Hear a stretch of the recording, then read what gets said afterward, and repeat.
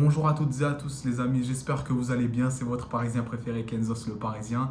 Comme vous le savez les gars, maintenant que les compétitions internationales comme l'Euro ou la Copa América se sont achevées, le mercato estival peut donc enfin commencer.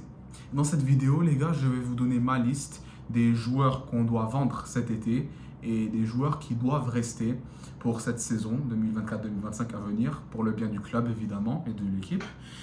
Et puis les gars, on va voir les possibles, et analyser les possibles recrues parisiennes cet été et je vais vous donner mon avis. Donc, euh, pour commencer les gars, alors à mon avis, il y a pas mal de joueurs qu'on doit vendre, dont on doit se débarrasser cet été. Ben déjà, bon, même si on n'a pas beaucoup, évidemment, vu qu'on globalement on a fait une belle saison, une très belle saison, avec une demi-finale de Ligue des Champions, avec un triplé national.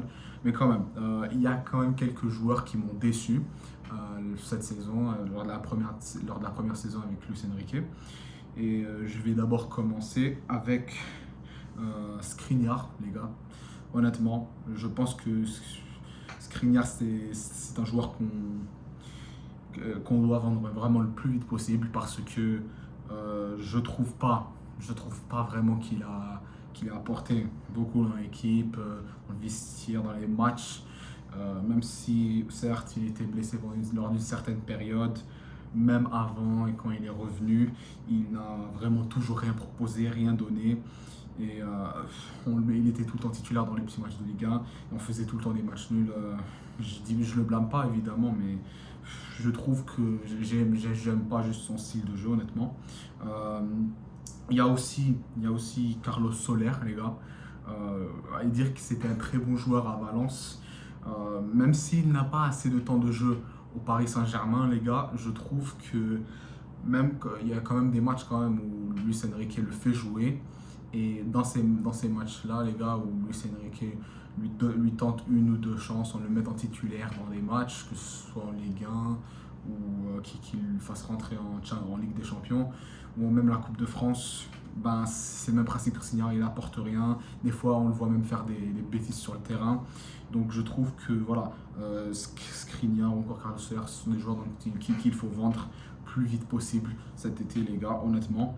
Et en même temps, les gars, il y a, pour finir, il y a aussi Danilo, les gars. Il y a aussi Danilo qu'il faudrait vendre cet été parce que certes, vous allez me dire que c'est parce que c'était des joueurs qui n'ont pas eu un bon temps de jeu équilibré. Je suis d'accord avec vous, les gars. Mais moi, je regarde pratiquement tous les matchs du PSG et bah, quand même, on peut pas se mentir, Luis Enrique il fait jouer ces joueurs-là dans les petits matchs. Et Danilo, en fait, je trouve que c'est un joueur qui a vraiment régressé. Même si au départ, je l'aimais bien, il apportait beaucoup lors de ses premières saisons au PSG. Mais là, je trouve que ces deux dernières années n'étaient pas bonnes. Bon, est-ce qu'on devrait vraiment le vendre? Je ne sais pas, les gars. Mais ça se discute, honnêtement. Donc voilà, je vous ai donné une liste de trois joueurs qu'il faudrait vendre cet été pour les remplacer par de nouveaux joueurs. Mais avant ça, évidemment, je vais vous donner la liste des joueurs qui devraient vraiment rester cette saison avec le PSG. Donc déjà, je vais commencer avec Ousmane Dembélé. Les gars, Dembélé, pour moi, c'était la meilleure recrue lors de cette saison avec le PSG. Il a beaucoup apporté. Même s'il ne marquait pas beaucoup de buts, il répondait présent dans les grands événements. Par exemple, il a marqué un aller-retour contre le Barça, si vous vous souvenez. Même quand il ne marquait pas, il faisait beaucoup de très belles passes décisives. Voilà, pour moi, Dembélé, c'est vraiment un de mes joueurs préférés ici. Voilà, c'est un excellent joueur. Donc, je trouve que Dembélé, c'est un joueur impératif ici. De même pour Bradley Barcola, même s'il a fait un début de saison quand même assez difficile avec le PSG, les gars, je trouve que sa deuxième partie de saison, c'est-à-dire de janvier jusqu'à mai, il s'est beaucoup amélioré, il nous a montré de quoi il était capable. Et voilà, même à l'Euro, même si en général, globalement, l'équipe de France n'a pas bien performé, j'ai bien aimé ce qu'a fait Bradley Barcola. Donc voilà, pour moi, je trouve que c'est un bon joueur, même s'il a mal commencé sa saison avec le PSG.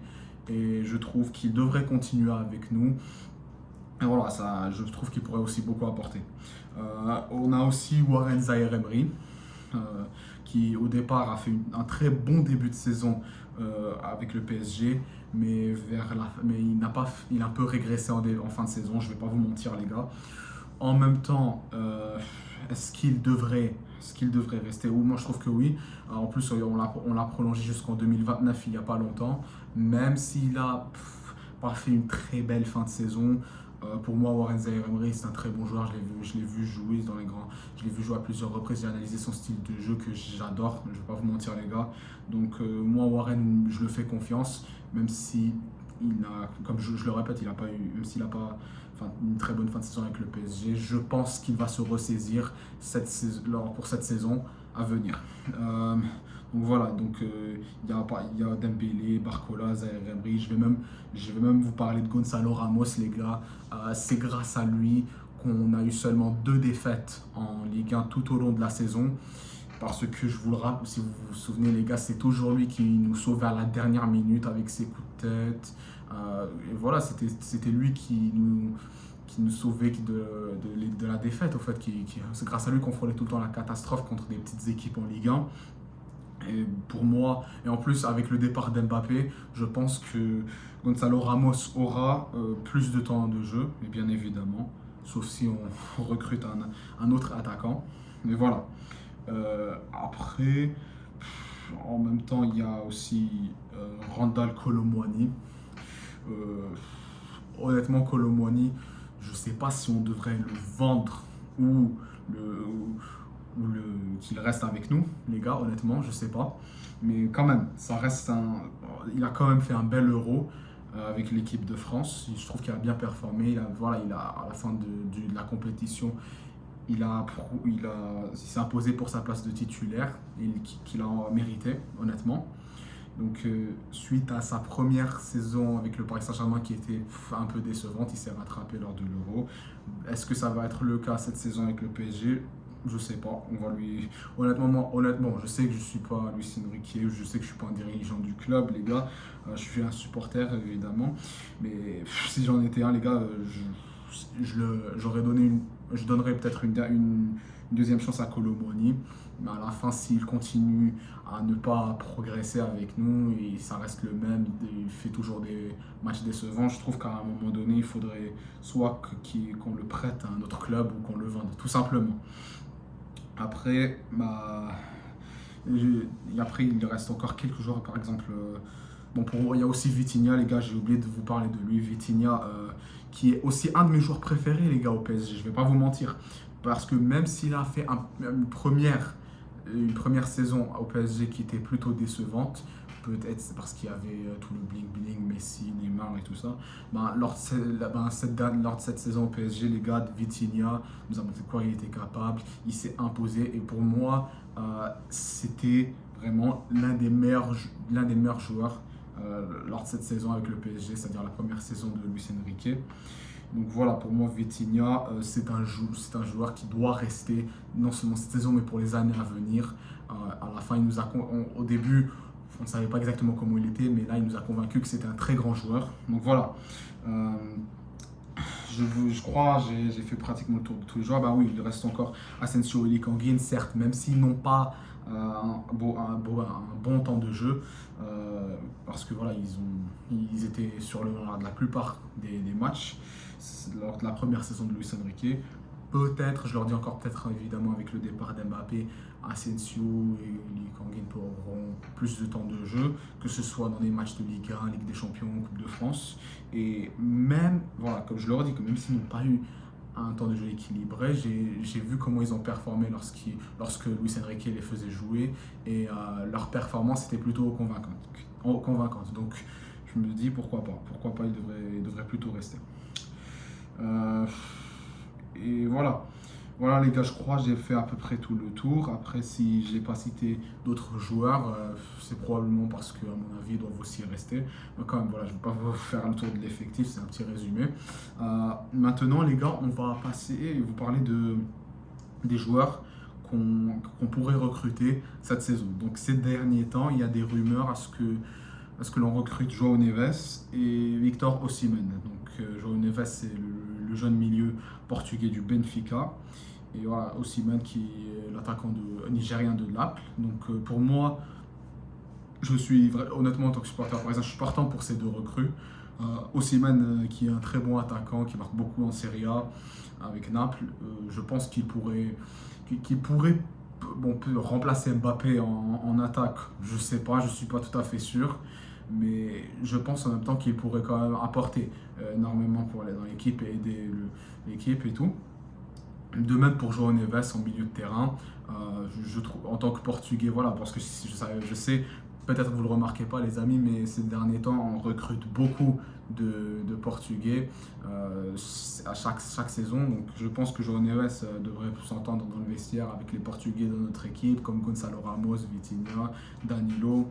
Voilà, il y a aussi certes, sachez-le les gars, il y a aussi des rumeurs à ce que l'on recrute Joshua Kimmich et Kingsley Coman. Donc voilà, si vous savez bien, on le sait bien les gars, Kingsley Coman, il a été formé chez nous. Donc voilà, il est possible que notre Titi parisien revienne chez nous à Paris. Euh, Moi, honnêtement, je suis partant pour toutes ces recrues-là. Je me dis pourquoi pas, on va voir ce qu'ils peuvent apporter. Mais en même temps, les gars, il est vraiment beaucoup plus probable que l'on recrute João Neves et Victor Osimhen que l'on recrute Kimmich et Coman. Mais ce qui paraît évidemment logique parce que Kimmich et Coman, ce sont des joueurs indispensables au Bayern. Et voilà, donc ce serait pas facile, mais on va essayer, on va voir ce qu'on peut faire. Donc voilà les gars, c'est tout ce que j'avais à vous dire. On espère qu'on fera un bon mercato. Évidemment qu'on ne recrute pas des vedettes et des stars, évidemment, parce que moi je serais pas partant pour ça, parce qu'on a essayé de faire ça. Ça fait 10 ans qu'on a essayé de faire ça, recruter des stars chaque année pour essayer de gagner la Ligue des Champions. On a vu qu'en fin de compte ça ne marchait pas. Et en plus les gars, je pense que la direction du club arrêtera de faire ce genre de choses. Parce que suite à leur projet Coupe du Monde, maintenant que la Coupe du Monde est finie, je pense que le PSG, la direction du club dirige mieux le Paris Saint-Germain et essaye de recruter des joueurs, de bons joueurs de qualité, talentueux que des vedettes. Et en plus, c'est ce qu'on a remarqué cette saison. Donc voilà les gars, c'est à peu près tout ce que j'avais à vous dire. N'hésitez pas à me balancer votre avis dans les commentaires. Mettez un pouce bleu, abonnez-vous.